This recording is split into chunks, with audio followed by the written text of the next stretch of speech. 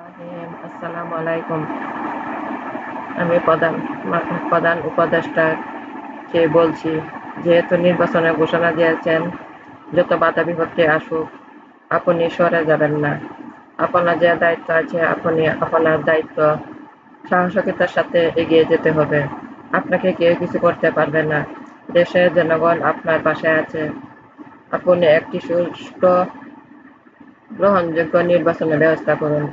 নির্বাচন হওয়ার পরেও এ দেশে আপনাকে প্রয়োজন আছে।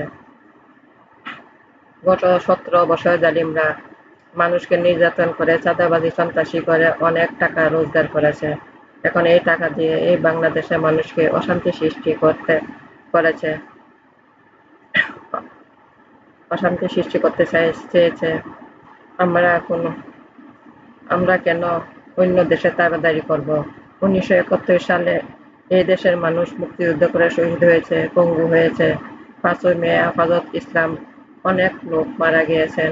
57 জন আর্মি বিডিআর অফিসারকে হত্যা করা হয়েছে।